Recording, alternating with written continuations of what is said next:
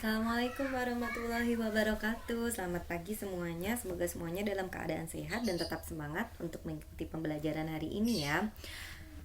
Eh, Sebelum kita mulai pembelajaran, kita mulai dulu dengan berdoa menurut agama dan kepercayaan masing-masing. Jangan lupa juga doakan semoga masa pandemi ini cepat berakhir sehingga kita bisa melaksanakan pembelajaran tatap muka. Kemarin kita sudah belajar tentang teks ulasan. Nah, untuk hari ini kita akan belajar materi baru. Materinya apa ya? Sebelum kita memulai, simak dulu video Ada berikut sebuah ini. peribahasa yang berbunyi, change yourself, change your future, yang artinya, ubah dirimu sendiri, maka kamu merubah masa depanmu. Kalau yang tadinya kita suka bangun kesiangan, maka mari sekarang bangun lebih pagi. Kalau yang tadinya kita suka lalai, maka mari sekarang lebih disiplin lagi. Kalau yang tadinya kita suka malas, maka mari sekarang lebih rajin lagi. Kalau yang tadinya kita suka banyak lakukan kesalahan, maka mari sekarang mulai kurangi dan perbaiki. Kalau yang tadinya kita suka banyak bermain, maka mari sekarang lebih serius lagi. Kalau yang tadinya kita suka sembarangan dalam pergaulan, maka mari sekarang lebih selektif lagi.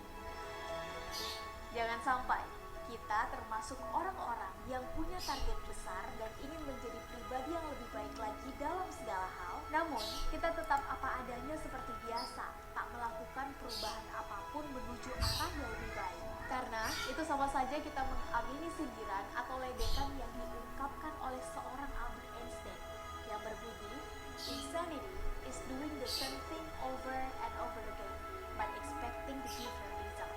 Kegilaan adalah melakukan hal yang sama berulang-ulang kali, namun mengharapkan hasil yang berbeda. Sehingga, apabila kita tidak mau dianggap orang gila atau mengidap kegilaan, maka mari change ourselves so we can change our future.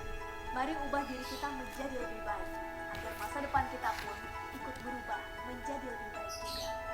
Semangat!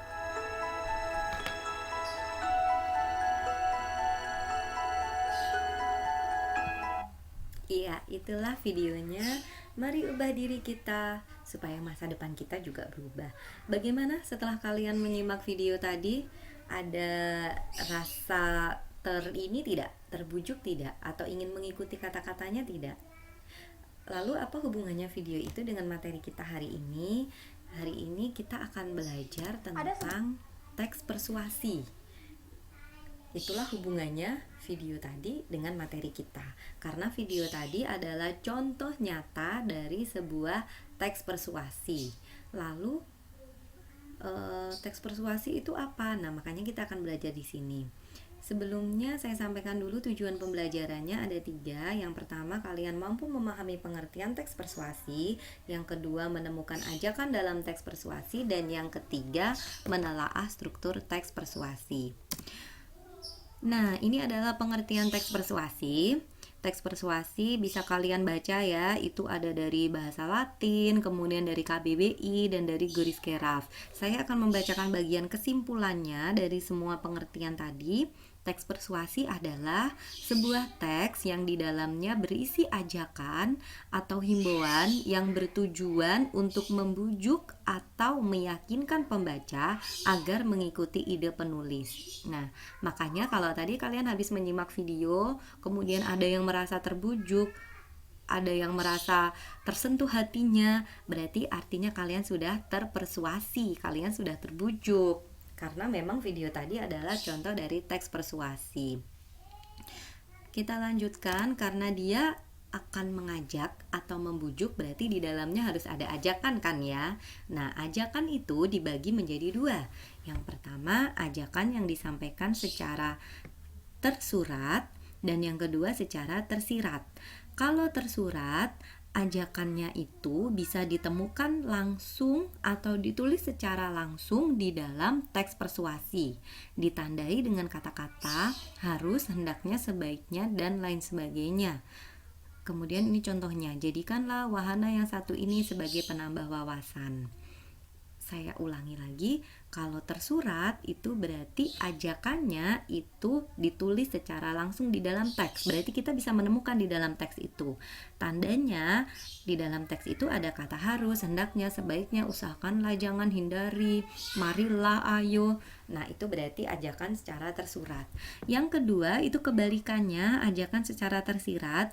Dia ajakannya tidak tertulis secara langsung, dia tersembunyi. Artinya di dalam teks itu tidak ada kata-kata harus, hendaknya, sebaiknya, dan lain sebagainya. Tetapi sebenarnya secara tersembunyi penulis ingin mengajak kita untuk mengikuti ide dia.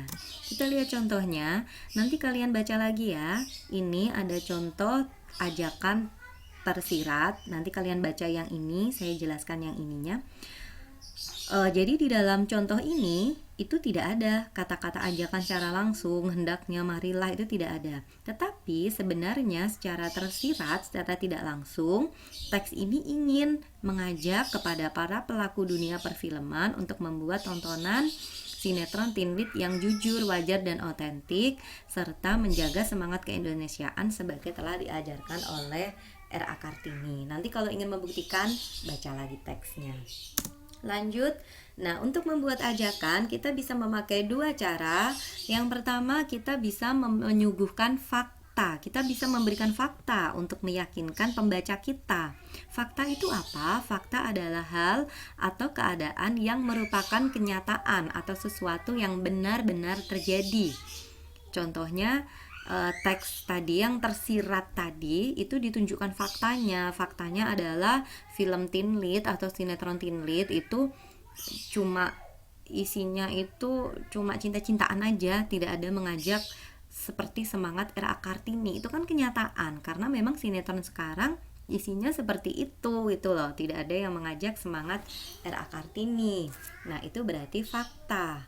Kemudian yang kedua, kalian untuk mengajak bisa menggunakan saran atau ajakan. Saran itu pendapat atau usul atau anjuran.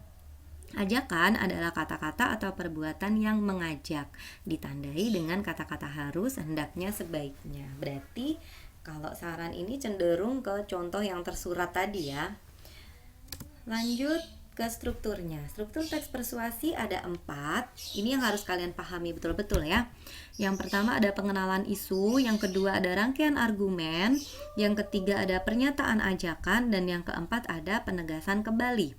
Pengenalan isu, karena dia strukturnya berada di paling atas, pengenalan isu artinya dia di dalam teks letaknya juga paling atas.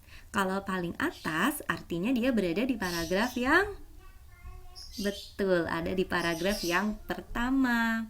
Dan pasti dah, paragraf pertama pasti masuk ke pengenalan isu.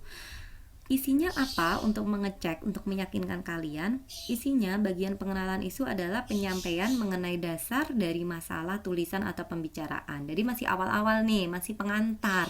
Misalnya masih pengertiannya, masih kalau di video tadi berarti memasukkan kata pepatah. Nah, itu berarti masih pengenalan isunya. Kemudian yang kedua adalah rangkaian argumen. Rangkaian argumen ini pendapat ya. Dia berisi pendapat-pendapat mengenai isu. Jadi kalau misalnya kita mau isunya itu mau menyuruh orang mengajak menjaga kebersihan, berarti rangkaian argumennya berarti kita berikan pendapat-pendapat atau fakta-fakta yang mendukung mengapa kok kita harus menjaga kebersihan. Misalnya kalau kita tidak menjaga kebersihan, lingkungan kita bisa kotor, kemudian terjadi banjir. Nah, itu kan berarti fakta, dan fakta yang mendukung. Kemudian kalau kita sudah memberikan fakta, baru kita ajak pernyataan ajakan nih, baru kita ajak orang untuk mengikutinya. Misalnya di sini kan berisi dorongan kepada pembaca atau pendengar untuk mengikuti pendapat dari teks. Jadi kalau tadi kita pengenalan isunya misalnya mau mengajak menjaga kebersihan, kita beritahukan kebersihan itu apa, kemudian kita berikan argumen atau pendapat atau fakta kalau lingkungan kotor itu nanti seperti apa, kemudian kita ajak orang, kita mau mengajak apa, misalnya marilah kita jaga kebersihan lingkungan kita agar kita selalu sehat dan aman, misalnya begitu. Berarti itu pernyataan ajakan. Dan yang terakhir, penegasan kembali. Karena dia letaknya terakhir, berarti otomatis di dalam teks dia letaknya juga paling akhir, paling bawah di paragraf yang terakhir. Untuk mengeceknya, isinya dia meyakinkan kembali kepada pembaca terhadap pernyataan ajakan yang sudah disampaikan. Kita lihat contohnya yuk. Nah, ini contohnya, teksnya panjang ya. Nanti kalian baca sendiri, di buku paket juga ada, silahkan kalian cari. Saya langsung ke penjelasannya. Paragrafnya ada 7, kita cari ke penjelasannya. Nah, ini agak terpotong, nanti bisa dilihat di LKS.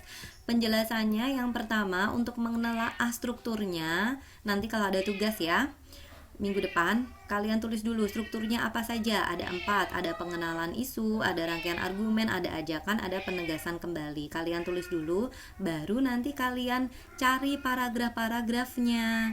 Dia itu terletak di paragraf berapa nih contohnya. Pengenalan isu, dia terletak di paragraf 1 dan 2. Nah, iya kan, paragraf 1 pasti berisi pengenalan isu. Kenapa kok paragraf 1 dan 2 itu pengenalan isu? Karena di dalam paragraf 1 dan 2 dikenalkan isu tentang haki. Kemudian yang selanjutnya rangkaian argumen di 3, 4, dan 5. Mengapa? Karena di paragraf 3, 4, dan 5 itu dipaparkan mengenai alasan pentingnya haki bagi remaja. Nah, itu. Kemudian yang ketiga itu ajakan-ajakan, dia ada di paragraf yang ke-6. Mengapa kok ada di paragraf yang ke-6? Karena di dalamnya ada ajakan-ajakan untuk mencari informasi yang positif dari internet. Dan terakhir, seperti yang saya sampaikan tadi, penegasan kembali, dia letaknya di bawah, berarti otomatis paragraf yang terakhir itu pasti masuk bagian penegasan kembali. Mengapa paragraf 7? Karena pada bagian akhir ini ada penegasan kembali bahwa internet bisa digunakan sebagai penambah wawasan dan sumber informasi yang kita butuhkan. Itulah penjelasan hari ini. Apabila ada yang kurang dipahami, bisa ditanyakan lewat WA pribadi atau lewat grup. Untuk strukturnya, struktur tadi, yang struktur teks ini tadi, yang di atas tadi bisa dicatat di buku tulis ya. Saya akhiri dulu. Terima kasih. Jangan lupa tetap patuhi protokol kesehatan, pakai masker, cuci tangan, jaga jarak, dan jauhi kerumunan. Wassalamualaikum warahmatullahi wabarakatuh.